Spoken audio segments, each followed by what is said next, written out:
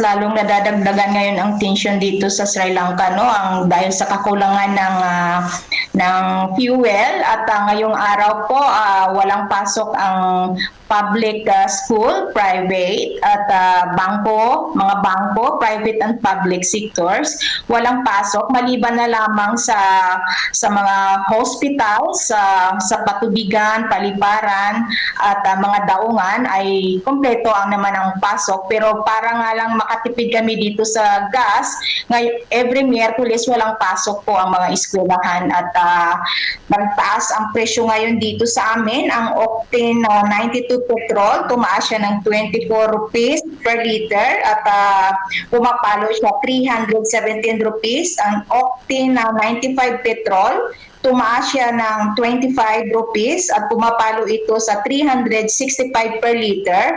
Ang Langka White Diesel tumaas ng 22 rupees at pumapalo ito sa bawat litro ng 303 rupees. Ang Super Diesel tumaas ng 24 rupees at pumapalo sa bawat litro ng 365 rupees. At ang kerosene naman ay tumaas ng 12 rupees at pumapalo sa 195 rupees per liter, Bombo Frami. Opo. So, Ma'am Priscilla, unahin po na natin. Magkano po ba ang 1 peso sa rupees po? Kasi ang diyan sa pira natin dyan sa Pilipinas, Bombo Frami, no, nagiging times 3 siya dito sa Sri Lanka. Times 3? Pag ang pira natin, oo. Ang 1 peso pagdating dito, 6 rupees siya. Pero mas mabigat pa rin Bombo Frami sa bulsa namin mga netizens dito kasi nga dahil nga sa kahirapan ng aming bansa, mas lalong naghihirap ngayon at tension sa mga netizens dito dahil nga sa kakulangan ng langis dahil nga ito sa gera sa Middle East at hindi lang Sri Lanka, Bombo Frami, no? Halos lahat apitado. Yes. Opo. So, ibig sabihin, dumoble po yung presyo po nito sa pangkaraniwan or mas lalo pa po nga tumaas? Kasi alam naman po natin na talagang, di ba, nung last po ng mga interview po, binabanggit po ninyo na isa rin po sa naging problema ang langis po na kahit di pa po nagsimula po yung gera po dyan mismo sa Middle East.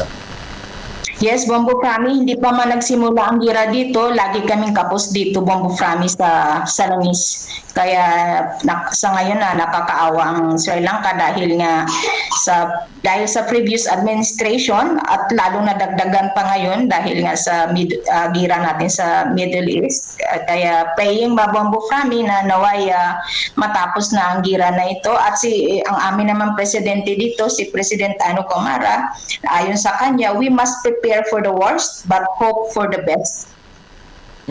Okay. So, nagpatupad na rin kayo ng mga, di ba, sabi nyo, every Wednesday, parang dito sa Pilipinas, sa mga LGUs, ay may nagpatupad ng Lunes at may nagpatupad naman ng Friday na walang pasok sa mga government. Pero kasi patapos na rin po yung sa paaralan po ngayon sa school year, kaya ituloy-tuloy na lang po ito hanggang next week na lamang or tong week na lamang po ito, bakasyon na po ng mga bata. So right now, yan po yung mga measures na ginagawa at pati na rin po yung pagkuha po ng mga pagpapagasolina, meron pong mga 15 liters lamang, meron pong mga nasa 20 liters, yung mga tuk-tuk or mga tricycle dyan, mas mababa pa dyan, Ma'am Priscilla. Yes, Bombo Frami, once a week lamang makakatubil ng petrol ang lahat ng sasakyan dito, no? At gamit ito ang lumipat sa QR code, EDED, ang digital system para irasyon ang retail sa pagbibinta ng mga gasolina at limitado lamang ito at sa bawat motorbike, Bombo Frami, mayroon lamang 5 liters ito sa isang linggo at sa mga malalaking sasakyan naman 15 liters naman.